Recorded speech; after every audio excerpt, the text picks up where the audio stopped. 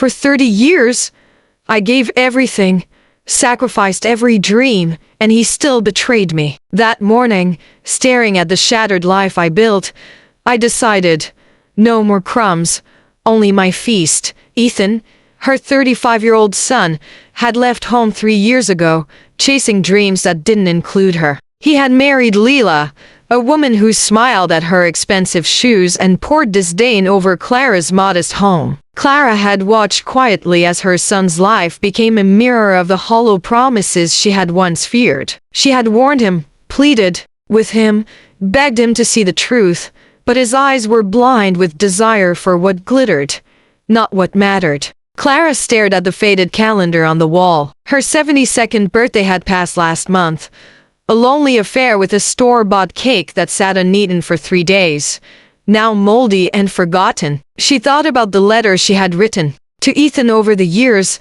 tucked away in a blue notebook, never sent, each word heavier than the last. She had tried to forgive the choices he had made, but her heart ached with every memory of neglect, of being passed over for the latest luxury he wanted.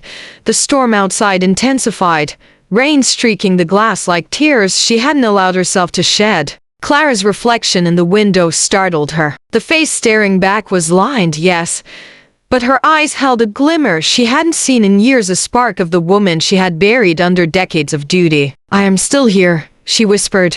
I am still me.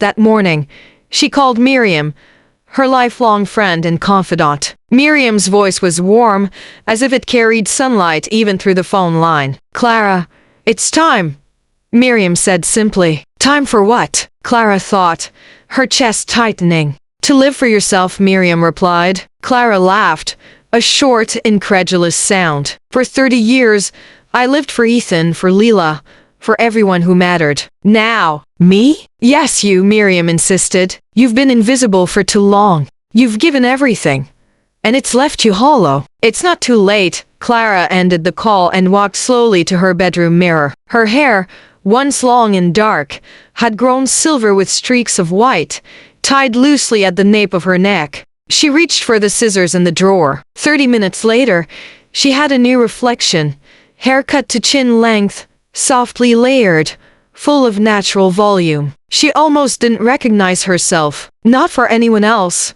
but for her. The woman in the mirror looked alive. Afterward, she stopped by a small boutique and bought a few things, 2 blouses, a floral skirt, and a navy blue dress. The total was $400, and for the first time in decades, she didn't feel guilty. This money was hers, earned through decades of hard work and devotion. It wasn't wasteful. It was freedom. That evening, she and Miriam sat on the porch, watching the rain soften into a gentle drizzle. You look different, Clara, Miriam said, smiling. I feel different, Clara replied, taking a deep breath. What about Ethan? Miriam asked cautiously. I'm not ready to talk to him, Clara admitted. When I'm sure I won't accept pity anymore, I'll reach out. Miriam squeezed her hand, a silent promise of support. You're on the right path, she said. And Clara believed her.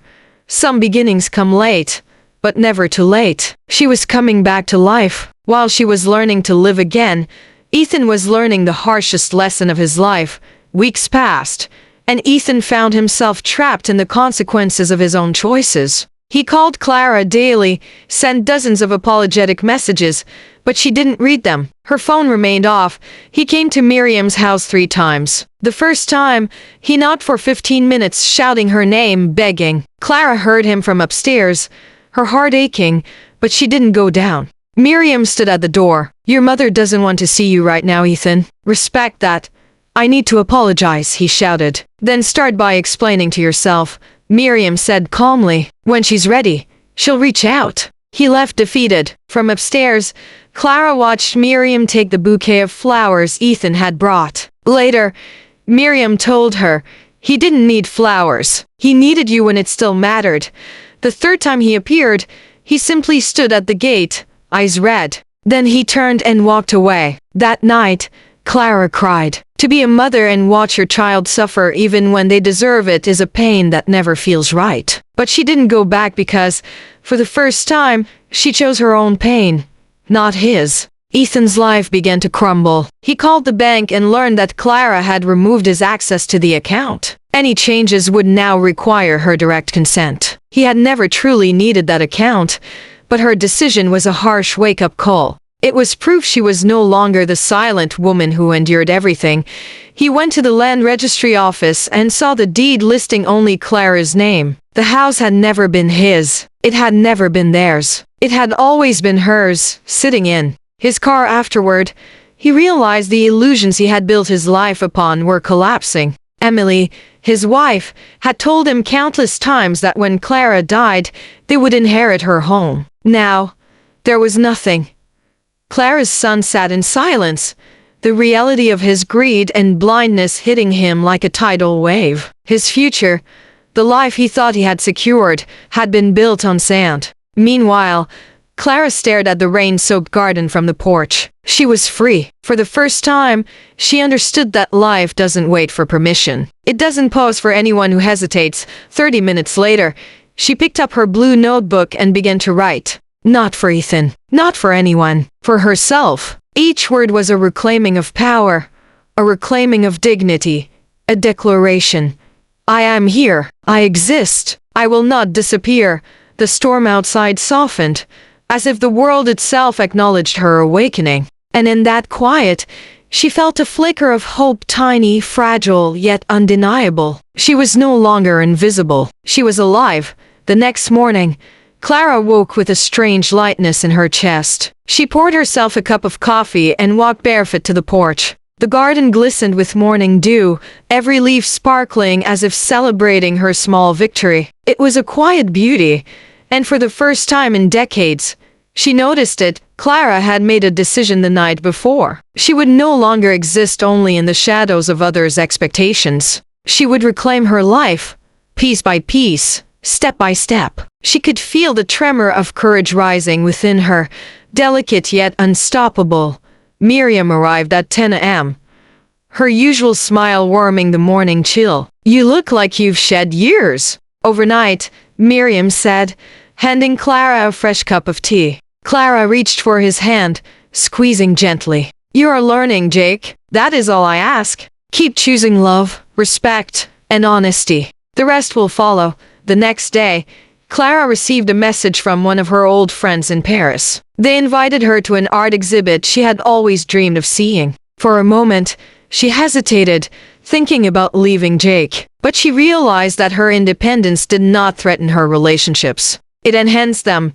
She told Jake about the trip, and he smiled. I want you to go, Mom. You've earned this freedom. I'll manage here, and I'll continue proving myself to you while you're away. Clara felt a surge of pride. He was learning that love was not about control but about trust and support. Before leaving, Clara and Jake planted a tree in the garden, symbolizing new beginnings. The soil was soft, the sunlight warm, and their hands touched as they pressed it firmly into the earth. This tree will grow with us, Clara said softly. It will remind us that even after storms, life can thrive. During the flight to Paris, Clara reflected on the past year. She had faced betrayal, loss, and neglect, yet she had emerged stronger. She had confronted Emily, reclaimed her estate, and begun rebuilding her relationship with Jake. But most importantly, she had learned to honor herself, her choices, and her happiness. In Paris, walking along the Seine, Clara felt a deep sense of liberation. The city lights shimmered on the water, and she realized that life's beauty was amplified by the trials she had endured. She could finally savor joy without guilt, embrace freedom without fear, and love without losing herself. She sent Jake a quick message. Wish you were here to see this view. Keep growing, son. I'll be home soon. The reply came instantly. I'm proud of you, Mom. Enjoy every moment. I'll be here, waiting to continue our journey together. Clara smiled, her heart light. For the first time, she understood that true healing did not erase the past. It transformed it. It was a bridge between what had been lost and what could now flourish. That night, she stood on the balcony of her Paris hotel, the city sprawling endlessly before her. She breathed in the crisp air, feeling the pulse of life around her. I am free, she whispered. Free to live, to love, to forgive, and to grow. Clara stepped off the plane, the warm air of her hometown wrapping around her like a familiar embrace. She felt a mixture of excitement and apprehension, knowing that returning meant facing the remnants of the past she had fled. Miriam was waiting at the airport, waving energetically, her smile steady and reassuring. "You ready?" Miriam asked, tilting her head. "As ready as I'll ever be," Clara replied, clutching her bag and taking a deep breath. The drive home was quiet, the streets familiar yet slightly foreign after months away. Clara noticed small changes in the neighborhood, new houses, new cars, but the essence of the place remained. When she pulled up to her own driveway, the house stood silently, unchanged yet carrying the weight of memory. She hesitated before opening the gate, the sound echoing in the stillness. "This is it," she whispered, more to herself than anyone else. Inside, the air was stale, the faint smell of dust and neglect mingling with old floral scents. The cake from her birthday, now hardened and moldy, still sat on the counter as if time had frozen in protest. Clara let out a breath she hadn't realized she was holding. She turned to Miriam. "It hasn't changed, has it?" Miriam shook her head. "Some things never do. But you have changed, Clara."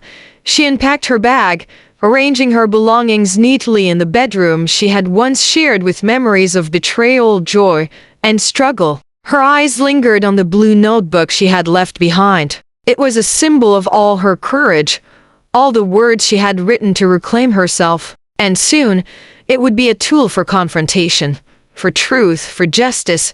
Clara's phone buzzed with a message. "Jake, Mom, I'll come tomorrow. I promise. Alone. I want to do this right." She stared at the screen, her heart tightening, and then slowly exhaled. The timing was perfect. She had returned, strong, self-assured, ready to confront the past with clarity and dignity. The next morning, the doorbell rang promptly at 10. Clara opened the door to see Jake, thin and hollow-eyed, but upright, determined. His hands trembled slightly as he held an envelope. "Mom," he said softly. Clara motioned him in without a word. Miriam sat on the couch, Henry beside her, both quiet witnesses. Clara placed a notebook on the table. "You've read this, haven't you?" she asked. Jake nodded, swallowing hard. "Yes, Mom, every word." "Then you know everything," she said, her voice steady. "About what Emily did, what you ignored, what you almost lost." "I know all of it, Jake, and now, we face it together." Jake's eyes filled with tears, a storm of regret and relief merging in his gaze. I understand, Mom. I see now. I was blind, selfish, and foolish. I let greed and convenience cloud my judgment. I let a woman manipulate both of us, and I nearly destroyed the only family that ever truly loved me. Clara leaned back, folding her arms. "Words matter, Jake, but actions matter more. For years, I raised you alone, worked nights to ensure your future, and gave you love, dignity, and respect. And for what? For you to chase illusions, for you to prioritize her over me?" He buried his face in his hands. "I know, Mom. I am so sorry. I can't undo the past, but I want to make it right. If you'll let me." Clara studied him, weighing the sincerity in his trembling voice and the ache in his eyes. She realized that the man before her was different from the son who had abandoned her emotionally for so long. She handed him the financial folder she had prepared. "This is everything you asked for over the past 2 years," she said. "The total is $141,000. You haven't repaid a cent. I don't want it all. Just $70,000 in installments. $3,000 a month. No interest. Sign here if you agree." Jake's hand shook as he picked up the pen. "I will pay it all, Mom. Every penny. I promise." He signed the document carefully, eyes never leaving hers. Clara pulled out another folder. "This is my will. The house is mine. Always has been. When I choose to give it, it will be because I want to, not because it is expected. Do you understand?" Jake swallowed, nodding. "Yes, Mom, I understand." There was a long silence. Finally, Jake asked softly, "Mom, do you think you can forgive me someday?" Clara met his gaze, the same eyes that once sparkled on his graduation day. "Forgive you?" she said slowly. I will never forget what happened. But forgiveness, that depends on you. If you truly change, treat me with respect, and are present not just when you need me, but when I need you, then maybe over time, we can heal together. Jake stepped forward tentatively. Can I hug you? Clara nodded after a few seconds. He held her tightly, crying like a child. She cried too, because forgiveness was not forgetting. It was choosing to release the burden without erasing the lessons taught in the days that followed. Jake proved his commitment. Every month, $3,000 were transferred to Clara's account on time, without excuses. But more importantly, he showed up emotionally. He called just to ask how she was, sat with her without checking his phone, and helped around the house without being prompted. Clara began to see a transformation not only in him but also within herself. She had regained control, dignity, and self-respect. She no longer defined herself by his mistakes or Emily's manipulation. Her life had become hers again. 3 months later, Clara sat on a beach in Florida, toes buried in soft white sand, sun warming her face. Miriam and friends laughed beside her, their joy infectious. The ocean stretched endlessly, the waves whispering promises of freedom and renewal. Clara thought of Jake, proud that he was honoring his word, and felt a deep, unshakable peace. She closed her eyes, inhaling the salty air. This was the life she had earned. After decades of compromise, silence, and sacrifice, she had chosen herself. And she had done so without guilt, without fear, and without regret. Her phone buzzed. Jake, Mom, I just sent $3,000. I miss you. When are you coming home? She smiled, replying, next week. And bring lunch, I want to hear about your real life. He replied immediately, I'll bring it. I love you. Clara typed back, I love you too, Jake. The breeze carried her laughter across the sand. For the first time in 73 years, she was living fully, freely, and beautifully. The moldy cake, the years of pain, the betrayals, they all belonged to the past. Now, she was the main character in her own story, and she intended to savor every moment of it. The following weeks were a delicate balance of rediscovery and reconciliation. Clara had returned to her home, but it was no longer a place of tension and betrayal. It had become a sanctuary, a stage where the next chapter of her life would unfold. Miriam stayed close, offering guidance and a comforting presence, while Henry handled the legalities and financial details that once seemed like chains around Clara's independence.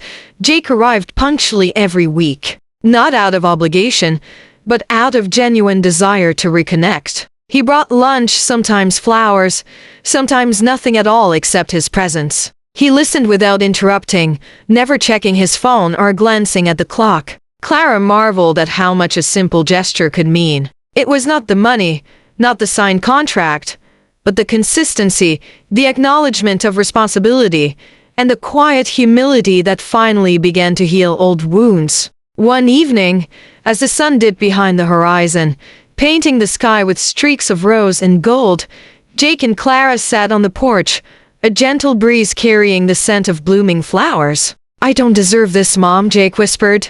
You deserve what you're willing to work for, Clara replied softly. He nodded, eyes fixed on the horizon, tears reflecting the last rays of sunlight. It's strange, he continued, how quickly things can fall apart. And yet, how slowly they rebuild.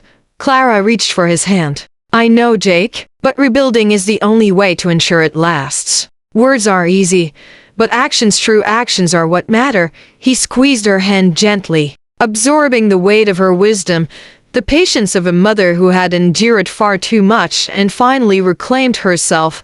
Their conversations shifted from financial restitution to memories, to laughter, to the small joys they had missed. They spoke of Clara's travels, of the beaches she had walked, of the mountains she had climbed. Jake shared his own reflections, the emptiness he felt without her guidance, the regret that had kept him awake on countless nights. And for the first time, they were honest without fear, honest without judgment. One Saturday morning, Clara invited Jake to help with the garden. They knelt together in the soil, hands dirty, planting new flowers along the fence. You know, Jake said, wiping sweat from his brow.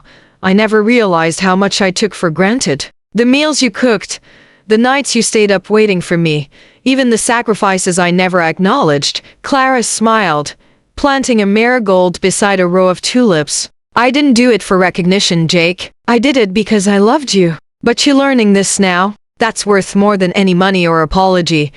The days grew brighter, and slowly, the house began to feel alive again. The once faded tablecloths were replaced, the moldy cake thrown away, and sunlight streamed freely through the open windows. Clara had regained control over her environment, her choices, her life. And Jake, for the first time, was learning the meaning of accountability, empathy, and genuine care. One afternoon, Jake asked if they could look through old photographs together. Clara hesitated at first, but then nodded, realizing that healing also meant remembering, not erasing. They sat on the living room floor, surrounded by albums and faded snapshots. She pointed to a picture of him at 6, clutching a birthday cake with wide-eyed wonder. "I remember that day," she said, voice soft. "You barely wanted to share your ice cream with me," he joked, attempting humor, though his eyes were moist. Clara laughed, the sound bright and warm, a sound that had been muffled for too long. Months passed, and the bond between them strengthened. Jake never missed a payment, never faltered in his commitment, and never took her generosity for granted. He began volunteering at a local community center, inspired by the compassion and resilience his mother had shown. Clara watched him, proud yet cautious, knowing that true transformation is earned daily, not overnight. She no longer feared being taken advantage of because she had established boundaries that were unshakable. Then came a letter from Emily, desperate, accusing, manipulative, claiming injustice, claiming entitlement. Clara read it with a calm she had never possessed before. She handed it to Henry and smiled. "Do what you must. I won't respond. I refuse to let her poison my life again." Jake, standing nearby, nodded with quiet satisfaction. He knew that some people choose their own downfall, and life had a way of balancing its scales. A rainy Sunday afternoon found Clara and Jake sitting by the fireplace, a rare moment of silence between them. Jake broke it. "Mom, I've been thinking a lot about what you said, that forgiveness isn't forgetting. It's about releasing the weight. I think I understand that now. I'm trying to be a better man. Not just for you, but for myself too."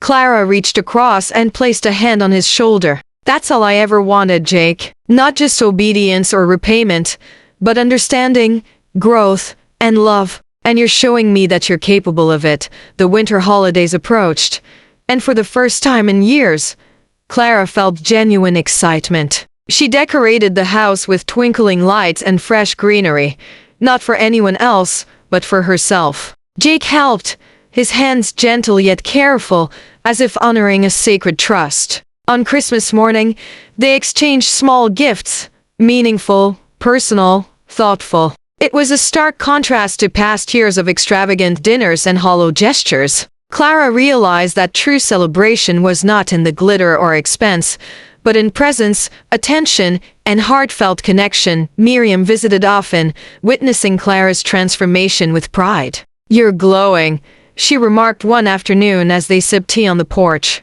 Clara smiled, feeling a depth of contentment she hadn't known was possible. "I feel alive," she admitted. "For the first time, I'm living my life, not reacting to others' choices or mistakes." And Jake, he's learning too. He's finally becoming the son I raised him to be.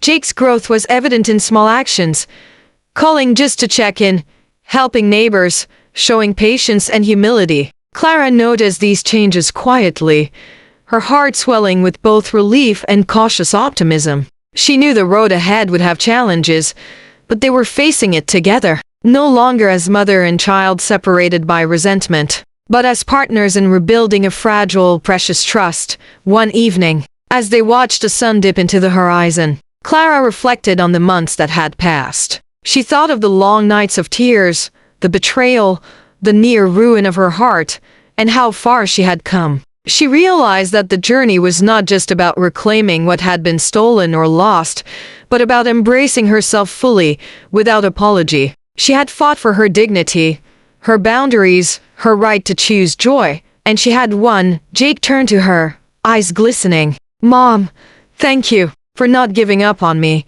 for giving me a chance to make things right. Clara smiled, tears spilling down her cheeks. You've earned it, Jake. And remember, it's not about perfection, it's about persistence, honesty, and love. Keep showing up. Keep trying. That's all I need.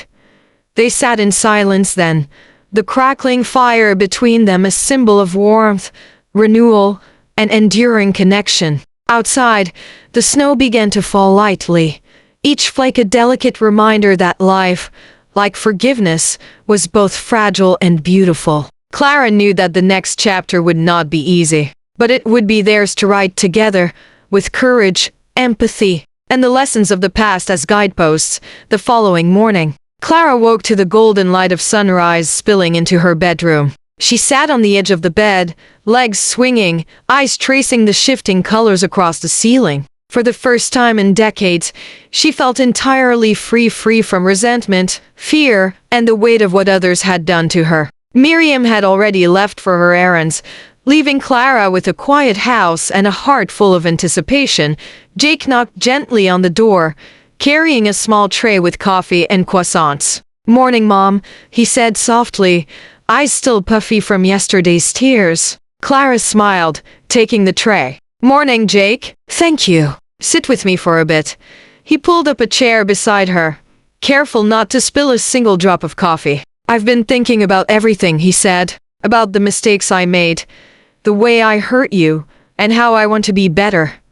Clara reached across and took his hand. I know, Jake, and I see the effort you're putting in. That's what matters.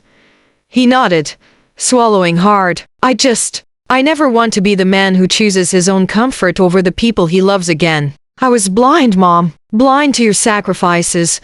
Blind to the love you gave. Blind to the truth of who I should be. You've given me a second chance, and I won't waste it. Clara felt tears prick her eyes, but she held them back. Instead, she leaned back and breathed in deeply, savoring the moment. For so long, her life had been a series of compromises, a constant giving of herself without reciprocity. And now, at 73, she was finally reclaiming her narrative, shaping her days with intention, not obligation. The weeks that followed were transformative. Clara traveled to the places she had always dreamed of, the white sands of Florida, the majestic peaks of Colorado, the sun-soaked vineyards of California, and the serene shores of Hawaii. Each trip was an act of self-love, a deliberate declaration that she could exist for herself without guilt. She laughed more than she had in years, hiked through trails with her heart wide open, and allowed herself moments of pure joy, unencumbered by fear or past pain. Meanwhile, Jake continued to prove himself reliable, compassionate, and present. He never missed a payment, never failed to check in, and made an effort to be genuinely involved in her life, not because he had to, but because he wanted to. Every visit, every conversation, every small act of service became a testament to his growth. Clara watched him closely, proud yet cautiously optimistic, knowing that change is fragile and must be nurtured continuously. One evening, as they watched a sunset from the porch, Clara spoke softly. Jake, I want you to understand something. Forgiveness is not forgetting. It's choosing not to carry the burden anymore. I forgive you. Yes, but that doesn't erase the past. It simply frees me. And maybe one day it will free you too. He looked at her, tears welling up. I understand, Mom. I will never forget either. But I will honor you, honor what you've taught me, and prove that I can be the son you deserve. And for the first time, Clara didn't doubt him. She felt the weight of decades lifting, replaced with a gentle confidence that life could still surprise her with beauty. Even after so many trials, Clara also took time to strengthen her friendships, reconnecting with old friends and making new ones. Miriam remained her anchor, a constant reminder that support and love can be chosen, nurtured, and cherished. Through these relationships, Clara learned that life is not just about surviving hardship, but about cultivating joy, connection, and meaning. One day, She decided to hold a small gathering at her house, a celebration of life, of resilience, of second chances. Jake helped her set up, arranging flowers, preparing food, and welcoming guests with newfound humility and warmth. As friends arrived, laughter filled the home, a stark contrast to the silence and tension that had once dominated these walls. Clara realized that happiness was contagious,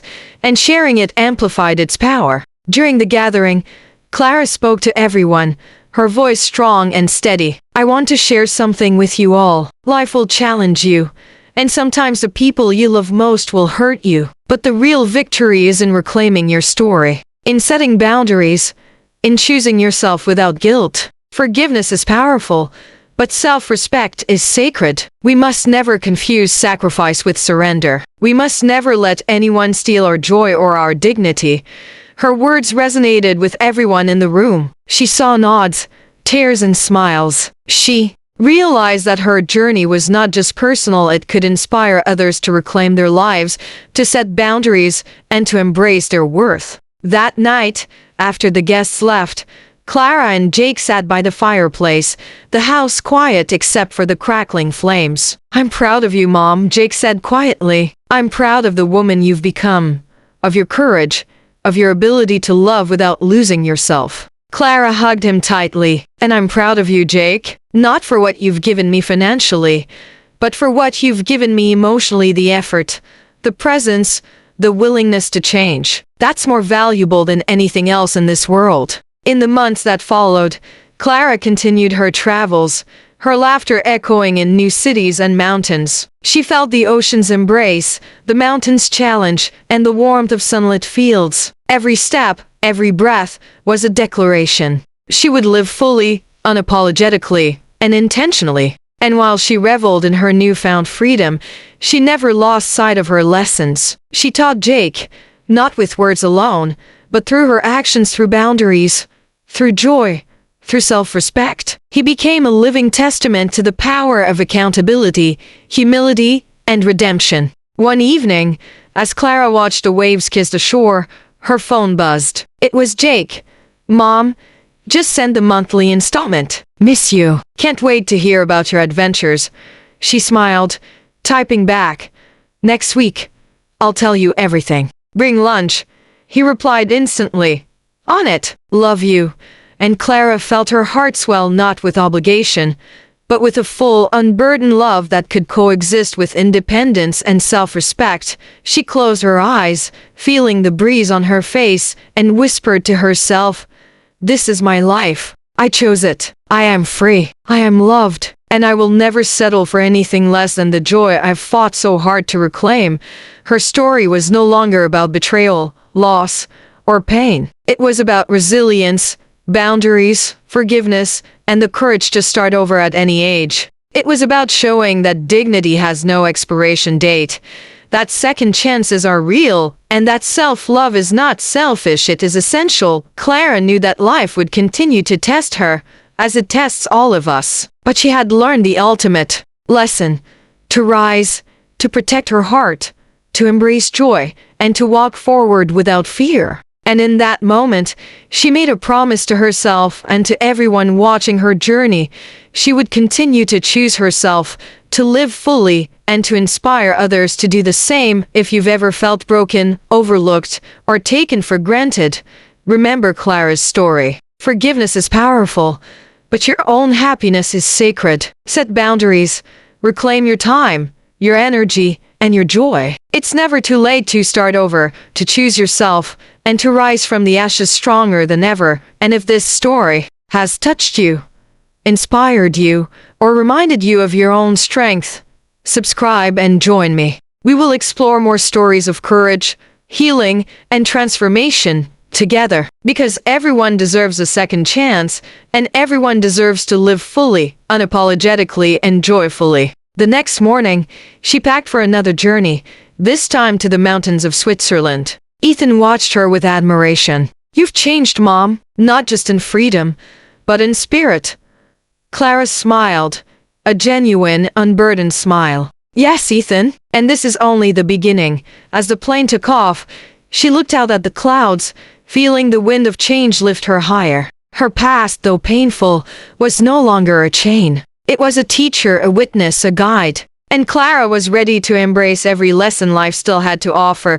The morning sun poured through the windows as Clara sipped her coffee on the porch. The breeze carried the scent of blooming jasmine, and for the first time in decades, she felt fully present. Jake arrived shortly after, punctual, looking nervous but determined. "Good morning, Mom," he said softly, his voice carrying a mixture of hope and regret.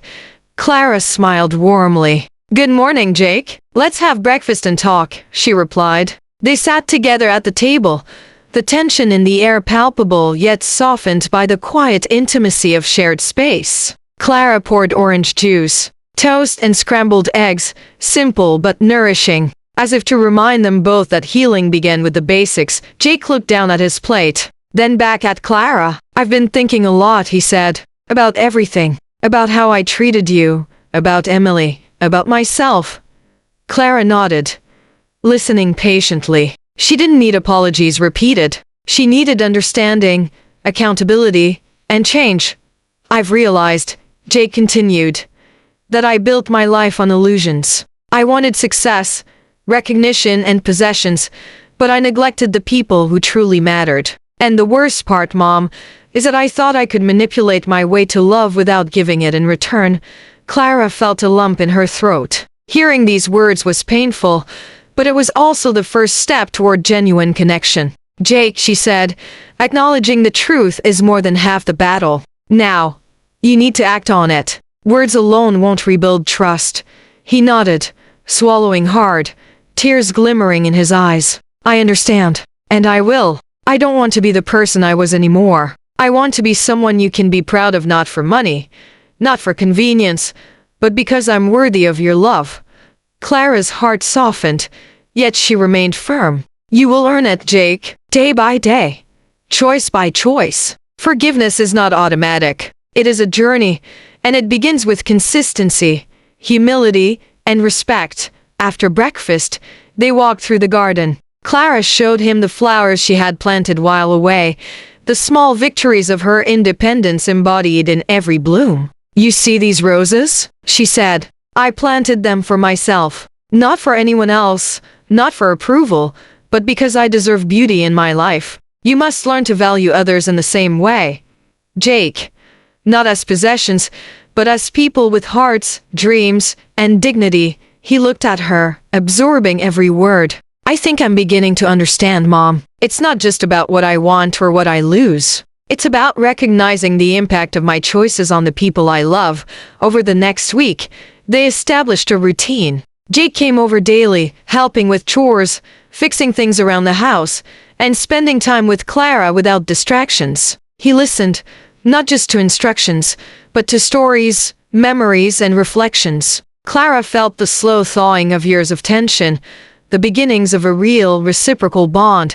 One afternoon, Clara pulled out the old photo albums. She and Jake sat side by side, flipping through pages of birthdays, school plays, and family vacations. They laughed at some memories, cried at others, and shared long silences where words were unnecessary. Through these moments, Clara realized that healing was not linear. It required patience, empathy, and the courage to confront pain without being consumed by it. At night, she journaled in her room, writing not only about the day but also about the evolution of her own spirit. She reflected on the strength she had found, the boundaries she had established, and the self-respect she now embodied. Clara wrote, "I am no longer the woman who endured silently. I am the woman who stands tall, who chooses her life, and who loves without losing herself." Meanwhile, Jake took steps to rebuild his professional and personal life. He apologized to colleagues he had wronged, resolved lingering financial obligations, and even attended therapy sessions recommended by Clara. He was learning that redemption required effort and consistency, not just words or promises. One evening, as they sat watching the sunset, Ethan joined them with a sketchbook in hand. "Mom, Jake, look at this," he said. It was a drawing of their house, the garden, and the three of them holding hands, surrounded by light. Clara felt tears prick her eyes. This simple drawing symbolized more than art. It represented connection, healing and hope. Jake looked at the sketch, then at Clara. "Mom, I want to be part of this," he said, his voice steady. "Not as the man I used to be, but as someone worthy of being your son and someone who values this family." When she landed, Ethan was waiting at the airport. He looked older, thinner, but his eyes reflected pride and concern. "Mom," he said, embracing her, "I handled everything while you were away. Emily's lawyers won't find an inch of weakness here." Clara nodded, grateful, but she knew she needed to see the evidence herself. She wanted to witness justice, not just hear of it secondhand. At home, Henry met them. He spread the documents across the table, Emily's claims bold, demanding, and utterly unfounded. Clara scanned them, her heart steady. She could feel the old fear creeping, but she pushed it down. This was her life, her legacy, and she would not be intimidated. Over the next few days, Clara attended hearings with Henry by her side. Emily appeared, her face twisted with frustration and anger, each step reflecting entitlement and bitterness. Clara noticed how small and tired Emily looked under the glaring courtroom lights. Her heart did not swell with triumph, but with understanding. This was the result of greed and misplaced priorities. During the sessions, Ethan observed quietly, learning the intricacies of legal battles and the necessity of standing firm. He watched his mother calmly present evidence, respond with clarity, and maintain dignity. He realized that true strength was quiet, measured, and unwavering. One evening, after a particularly intense day, Clara sat on the porch, the air heavy with summer warmth. Ethan joined her with 2 glasses of iced tea. "Mom, I have to ask," he said softly, "how do you manage to stay so calm?" Clara smiled, her eyes reflecting wisdom earned through hardship. "I've learned, Ethan, that fear only controls you if you let it. I've chosen not to let anyone, not even Emily, steal my peace." That night, Clara couldn't sleep. She walked through the darkened house, the creak of the floors echoing like whispers from the past. Memories of Jake as a child, moments of neglect, years of silent suffering, they all resurfaced. But now, they felt different. They were no longer chains but reminders of her resilience. She touched the walls, the furniture, every corner of the home that had been hers long before anyone tried to claim it. She whispered to herself, "This is mine. I earned it. I choose it." The next morning, the court ruled decisively. Emily's claims were dismissed, her credibility questioned by the judge. A stern warning accompanied the decision. Any further attempts to manipulate or falsify claims would result in penalties. Clara felt a strange calm wash over her. Justice had not only been served, she had reclaimed control. Ethan smiled, pride and relief etched on his face. "Mom," he said, "you've shown me what it means to fight without losing yourself." Clara reached out, holding his hand, and felt the warmth of their bond deepen. It was no longer a fragile connection but a partnership built on respect and love. With the legal battle behind her, Clara turned inward. She began journaling her experiences, not just the victories but the pain, the tears, the quiet courage. Each entry felt like a release, a shedding of old weight. She realized she had been carrying burdens that weren't hers to bear. Now, she could finally let them go. One afternoon, while walking through the neighborhood market, Clara saw a young woman struggling with bags. Without thinking, she rushed over to help. The woman smiled, grateful. "Thank you," she said. "It's rare to find people willing to help without asking for anything." Clara nodded, realizing that kindness, like strength, was a choice. She didn't help to earn love or approval. She helped because it reflected the woman she had become. That evening, she opened a letter from Jake. His handwriting was careful, tentative. "Mom, I've been thinking. I want to visit, but only if you're ready. I've made mistakes, and I want to show you I am trying to be better." Clara felt her throat tighten. This was the moment she had been preparing for, not revenge, not anger, but reconciliation. She replied slowly, carefully, "Jake, come tomorrow. Let us talk." With honesty and openness, the next day Jake arrived. He looked thin, older, and exhausted, the weight of guilt evident in his eyes. Clara met him at the door, standing tall, her silver hair catching the sunlight. "Mom," he whispered, voice trembling, "thank you for giving me this chance." They sat together, Ethan and Henry nearby, witnesses to a conversation years in the making. Clara spoke first, her voice calm but firm. "You've seen the consequences of your choices. You've watched the pain you caused. Now, you must understand that forgiveness is earned through actions, not words." Jake nodded, tears streaming down his face. "I know, Mom. I want to be better. I want to show you I can change." Clara reached for his hand. "This is not just about money or houses or past grievances. It's about respect, responsibility, and love. If you commit to these, then maybe over time, trust can be rebuilt." For hours they spoke. Clara did not hold back, recounting moments of neglect, selfishness, and hurt. Jake listened, not interrupting, not justifying. He heard the weight of decades, and for the first time, understood the depth of his mother's sacrifices. By evening, a fragile peace had formed. Jake hugged her, clinging tightly, his sobs breaking the silence. Clara held him, feeling both the pain and the healing of this embrace. It was a beginning, not an ending, but it felt like hope.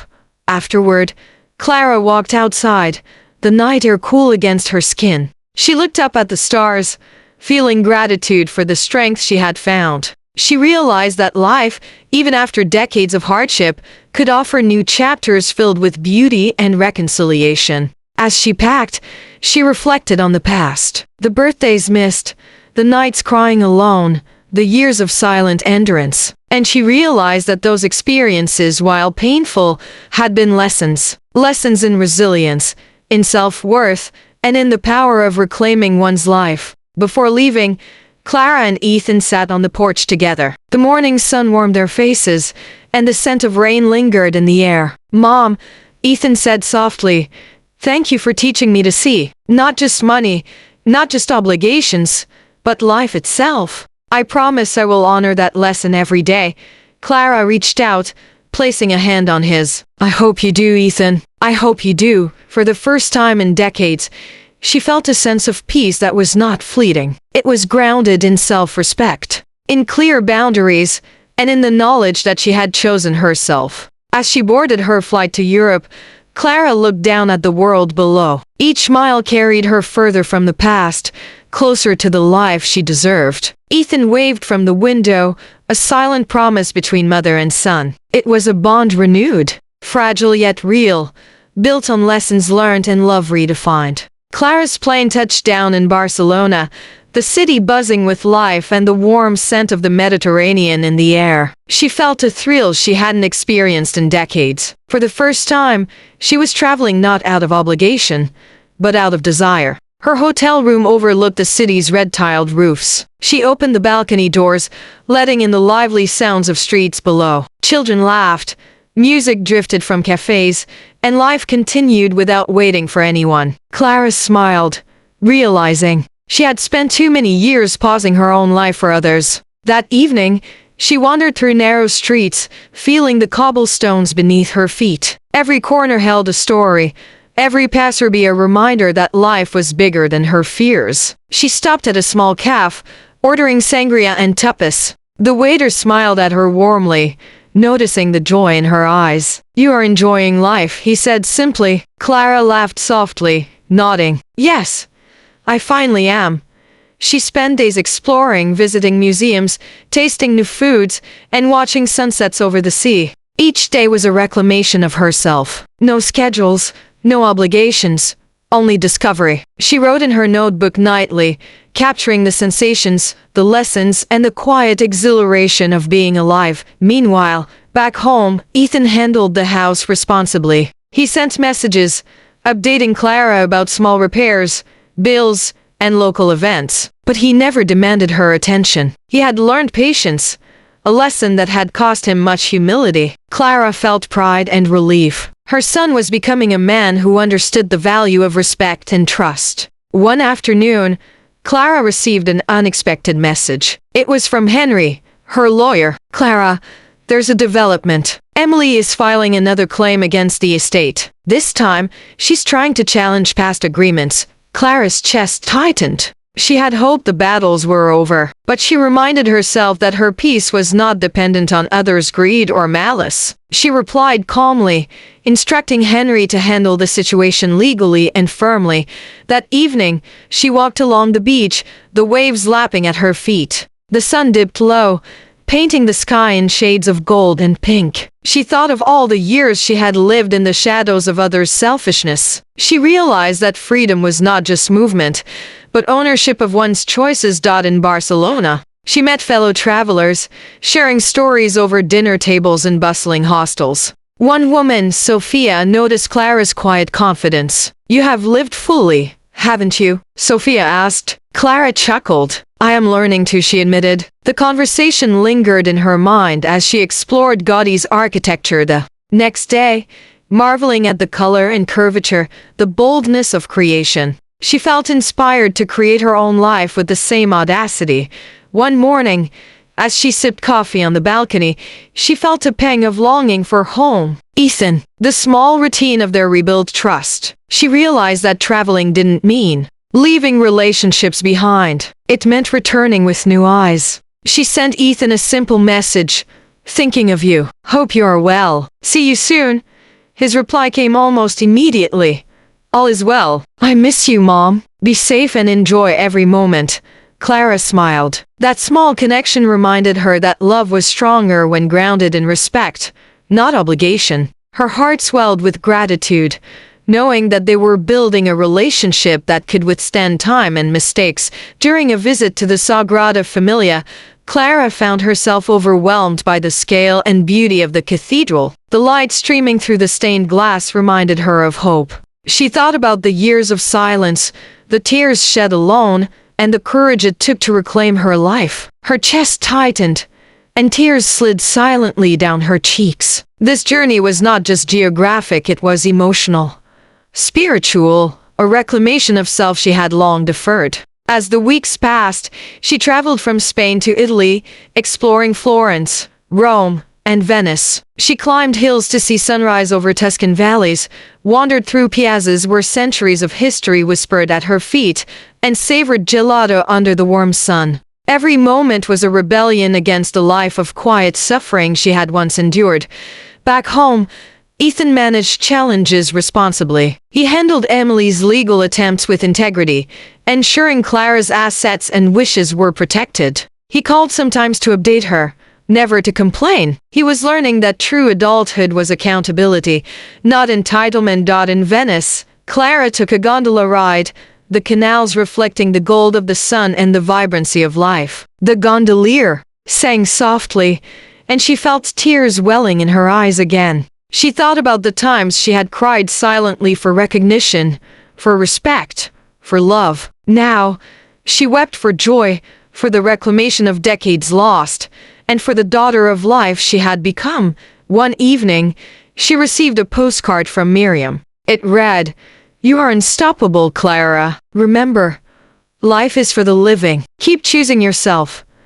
Clara held the card close, feeling the warmth of their bond, the support that had never wavered. She realized that friendships, like love, required nurturing, boundaries, and mutual respect. Clara began documenting her travels more carefully. Photographs, sketches, journal entries, all capturing not just places, but emotions, insights, and lessons learned. She intended to create a memoir, a testament to the courage it took to reclaim life at 72. During a visit to a small Tuscan vineyard, Clara met an elderly couple who had traveled extensively and lived fully. They shared stories of risks taken late in life, adventures that defied expectations, and the importance of embracing freedom. Clara listened intently, feeling inspired, and silently vowed to continue living boldly, regardless of age or circumstance. By the time she reached the Amalfi Coast, Clara had changed profoundly. She walked along cliffs overlooking the azure sea, the wind whipping through her silver hair. She felt a thrill of independence, the kind that comes from knowing you own your life completely. She was no longer a passive observer of her existence. Late at night, under a canopy of stars, she wrote to Ethan, "I've seen so much. I've learned that life doesn't wait, and neither should we. I miss home, but I am grateful for this journey. Thank you for becoming a son I can trust, a companion in life." His reply warmed her heart. "Mom, you inspire me every day. I am proud of you, and I promise to honor what you've taught me. I look forward to your return and to continuing our life together."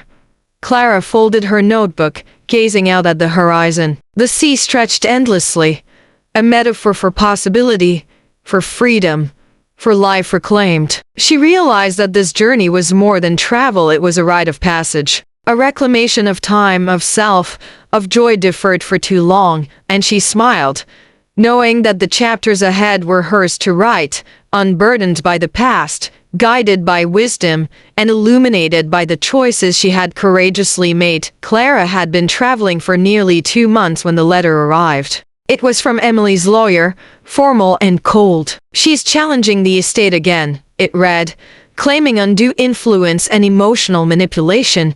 Clara's chest tightened, but she breathed deeply. This was not the first time Emily had tried to intimidate her, and it would not be the last. She understood now that her peace did not come from others' approval but from her own strength.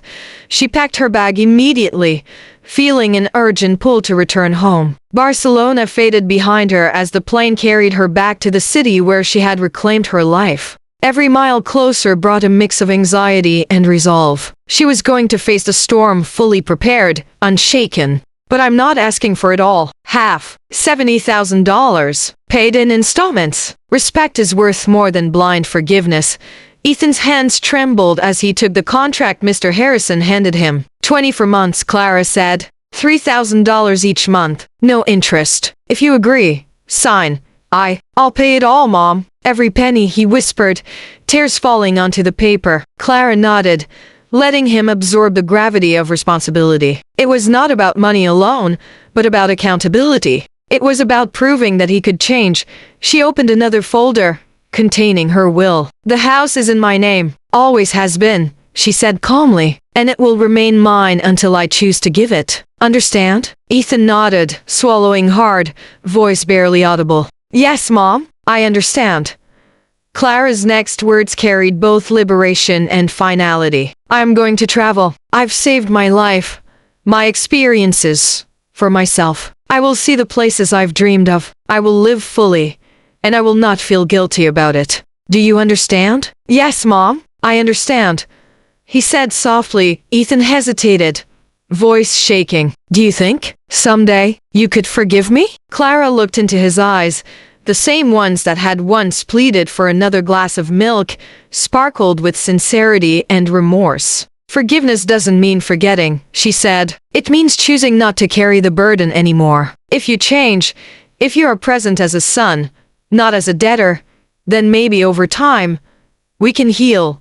Ethan stepped forward cautiously. "Can I hug you?" Clara paused for a long moment, then opened her arms. He held her tightly, crying like a child, the release of years of regret pouring out in shuddering sobs. Clara cried too, not for him, not for the past, but for herself, for the woman who had endured so long. The hug lingered, stretching time into a moment of reconciliation. It hurt, it healed, it was messy, and it was perfect. From that day on, their relationship began anew, not erased, not perfect, but honest. 3 months later, Clara sat on a Florida beach, white sand warm beneath her feet. The ocean stretched endlessly, waves lapping gently against the shore. Miriam sat beside her, a straw hat shielding her face from the sun. "Thinking too much again?" Miriam teased. Clara smiled, just realizing how quickly life changes when you finally let it. Jake Snow,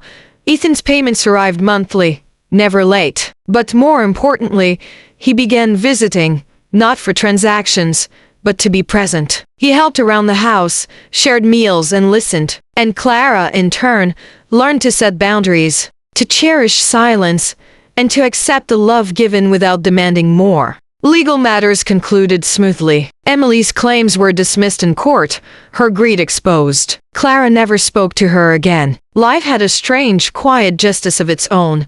More than justice, though, Clara found freedom. She hiked mountains, bathed in hot springs, watched sunsets from rocky cliffs, She traveled coast to coast, feeling life in every pulse of wind, every sunbeam, every laugh that echoed with Miriam and friends. She spent the money she had earned, not for someone else, but for her own joy. No guilt, no hesitation, only liberation. Every new city, every new experience reaffirmed her choice. She would live unapologetically, fully, courageously. She had survived, she had endured, and she had reclaimed herself.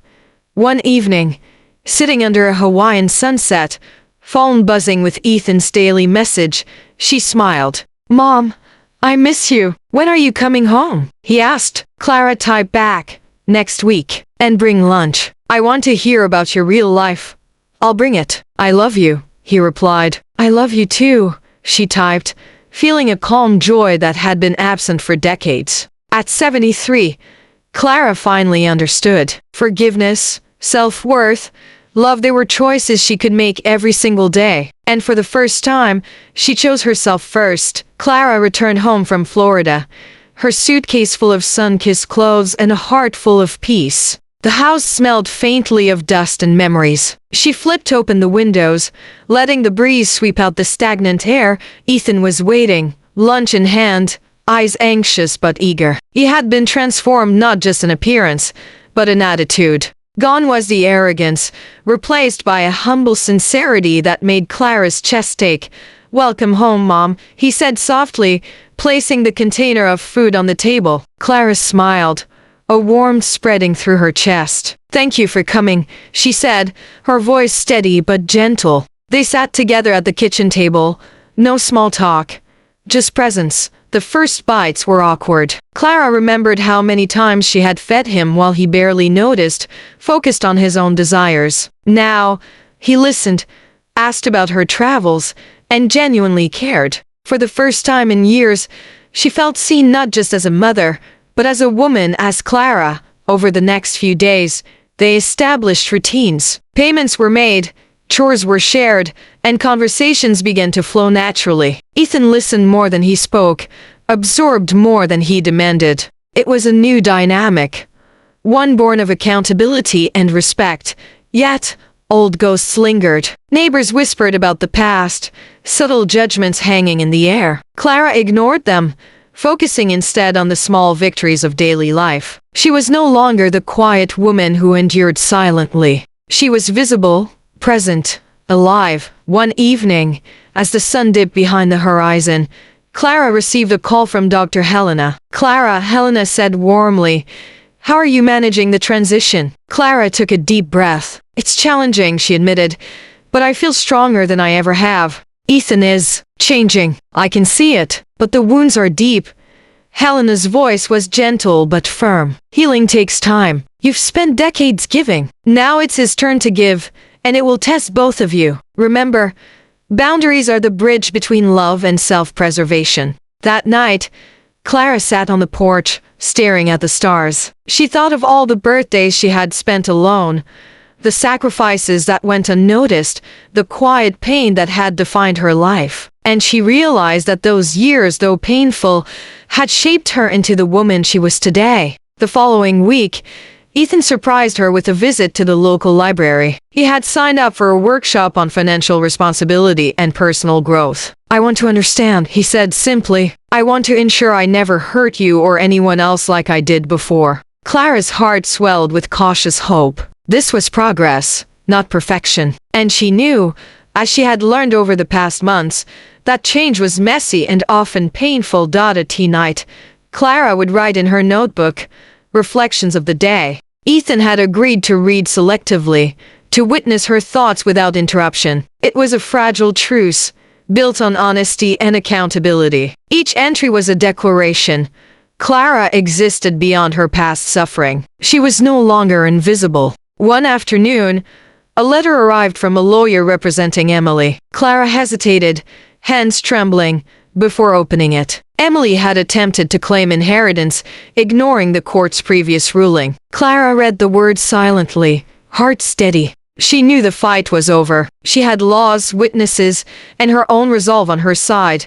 Ethan watched her, concern etched on his face. "Do you want me to handle this?" he asked softly. Clara shook her head. "This is my battle, Ethan, but thank you for asking." He nodded, understanding that supporting her didn't mean taking over. It meant presence, patience, and respect. Over the next few weeks, Clara and Ethan faced small tests. He forgot a payment once and called immediately to apologize. He once lingered too long at her office and learned the lesson of boundaries quickly. Each misstep was met with conversation, not anger. Each apology was a brick in the foundation of renewed trust. One rainy evening, Clara received a surprise visit from Miriam. Miriam said, shaking her head with a small laugh, "You've become untouchable. I've never seen you shine like this before." Clara smiled, watching the rain slide down the window. "I feel alive, Miriam. Truly alive." Miriam pulled a chair beside her, and they sipped tea in silence. The storm outside mirrored the quiet intensity of Clara's reflection. She realized that freedom was not just the absence of exploitation. It was the ability to say no, to choose herself without guilt, and to live unapologetically. Ethan, observing this transformation, began to understand the depth of his past mistakes. He saw the woman who had given everything, and now demanded nothing but respect. He realized that love was not about entitlement or inheritance. It was about presence, integrity, and reciprocity. As the months passed, they rebuilt not just a home, but a relationship. They laughed together over coffee, shared memories without bitterness, and planned small outings. Ethan became a son worth trusting, not just in words, but in deeds. And Clara learned that allowing someone to change did not weaken her. It strengthened her, reaffirmed her values, and nurtured her sense of justice. One morning, Clara received a call from a travel agency. Her savings had allowed her to book a long trip across Europe. She would see mountains, oceans, and cities she had only dreamed of. Ethan offered to help with the arrangements, not to control, but to assist. Clara smiled, recognizing the subtle difference. He had learned, she realized, that love was about support, not ownership. "I feel it," Clara admitted, closing her eyes, breathing in the scent of chamomile and rain. "I've been invisible too long. I've let life slip through my fingers while pretending everything else mattered more than me.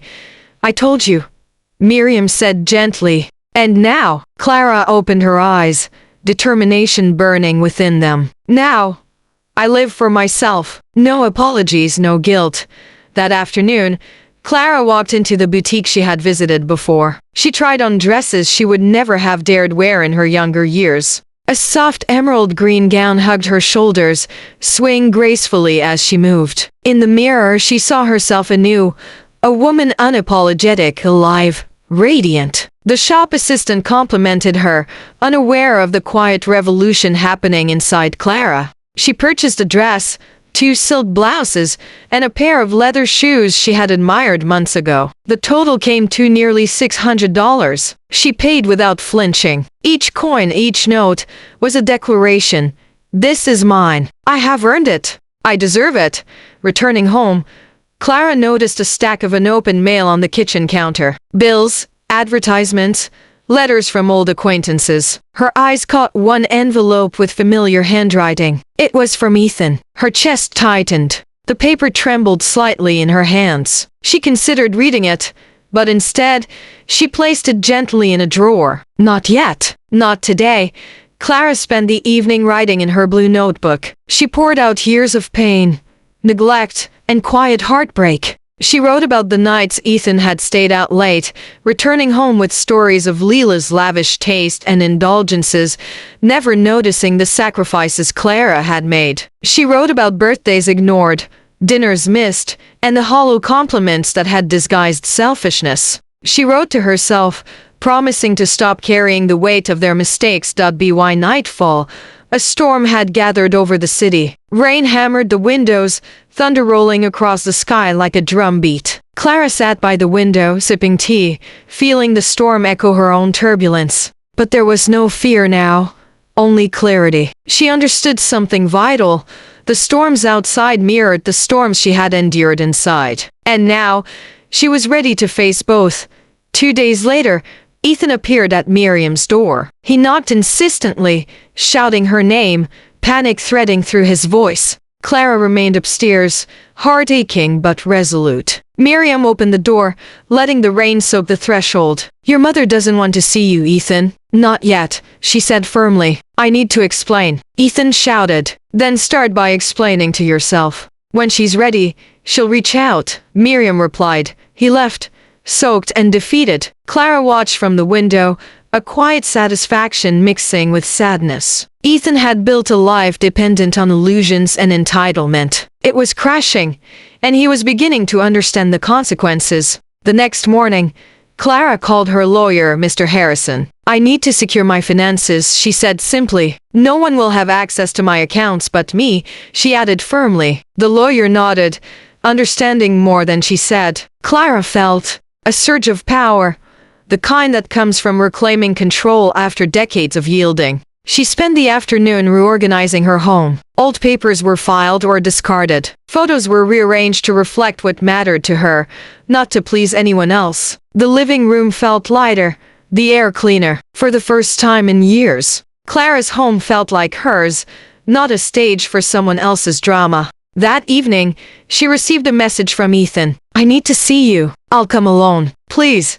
Clara stared at it, her heart twisted, longing for the son she had once known. But she did not respond immediately. She would not allow desperation to dictate her choices. She would reach out when she was ready. Instead, she sat with Miriam on the porch, watching the sunset bleed into the horizon. Golden light reflected on wet leaves, and the scent of rain lingered sweetly in the air. Miriam reached for her hand. "Do you regret leaving him?" she asked softly. Clara shook her head. "No, I don't regret choosing myself. I needed to breathe. I needed to live." The following week, Clara visited Dr. Helena, her therapist. They spoke about boundaries, self-worth, and reclaiming a voice that had been silent for too long. "Clara," Dr. Helena said, "you've spent your life confusing sacrifice with love. Giving everything doesn't make you noble, it makes you invisible if it comes at the cost of yourself."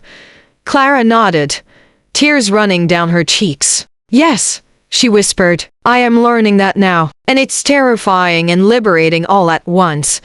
Clara's transformation was quiet but powerful. She began small, simple acts of self-love. A walk in the park, unhurried. A new book purchased with her own money. Lunch alone at a cafe, savoring the freedom of silence. Each act was a rebellion against a life that had demanded her submission. Ethan's calls became more desperate. Messages flooded in. Apologies, promises, tears. But Clara ignored them. For the first time, she was not a mother waiting for her son's return. She was a woman waiting for herself. The week ended with a letter slipped under her door. Ethan's handwriting trembled, familiar yet foreign. Clara picked it up, feeling a pang of sorrow and love. She placed it in her blue notebook. Not yet. This was her time, not his. Clara looked out the window one last time before bed. The storm had passed, leaving a quiet night filled with stars. She felt something she hadn't in decades: hope. It flickered like a candle, fragile yet persistent. Clara whispered into the darkness, "I am still here. I am still me. And this time, I choose me first." That night, sleep came easily. For the first time in years, Clara dreamed not of past regrets or future worries, but of freedom, of possibility, of a life reclaimed. Ethan would have to wait. Her journey had begun, and it was hers to lead. Clara woke early the next morning, sunlight spilling through the blinds. The air smelled faintly of rain and earth, refreshing after the storm of the previous week. She made tea, pouring it carefully into her favorite mug, the one with chipped edges that reminded her of resilience. The letter from Ethan lay on the table. She traced the handwriting with her finger, hesitant, heart heavy but resolute. He had admitted his mistakes, his selfishness, his blindness. He had begged for a chance, but Clara knew this was not about giving in. It was about witnessing growth, change, and accountability. Forgiveness could wait, but justice could not. Her life had been spent giving, and now it was time to receive. She called Mr. Harrison to review the legal documents once more. The house, the accounts, everything was secured in her name alone. She would not be exploited again. Ethan would learn that actions have consequences. The day stretched ahead, heavy with anticipation. Clara dressed carefully, choosing a deep teal blouse that hugged her shoulders gently. It was elegant, not for anyone else, but for herself. For the woman she was becoming. By mid-afternoon, Ethan arrived at Miriam's gate. He was pale, thin, hollow-eyed, and unshaven. The boy she had raised, the man she had once trusted, now looked like a stranger shaped by regret. He held a small envelope, hands trembling. Miriam met him at the door. "Your mother is ready," she said simply. Ethan nodded, swallowing hard. He stepped inside, and the house seemed smaller somehow, filled with memories he had never truly appreciated. Clara waited upstairs, her notebook open on the bed. Each page a testament to years of pain and endurance. She had written everything she felt, every slight, every betrayal, every moment she had been invisible in her own life. Now, it was time to confront, to witness, and to reclaim her story. Ethan's voice called softly, "Mom." Clara took a deep breath and descended the stairs. She did not run to him. She did not cry out. She walked steadily, each step a declaration of strength. In the living room, Miriam and Mr. Harrison waited. It felt like a courtroom, yet the stakes were far more personal. Clara placed a blue notebook on the table. "You've seen this already, haven't you?" she asked. Ethan nodded, swallowing hard. "I read it," he whispered. "Then you know," Clara continued, "how much you and your choices have cost me. Not just money, but peace, dignity, and my own sense of self." Tears welled in Ethan's eyes. I never realized," he stammered. "You were too busy living a life of appearances," Clara said gently but firmly. "Too busy choosing illusions over truth." She pulled out a folder thick with records. "Over the past 2 years, the total you borrowed from me, without returning, amounts to $141,000, she said. Ethan's eyes widened, disbelief and shame warring across his face. "Yes, and you haven't paid a single cent back," she continued.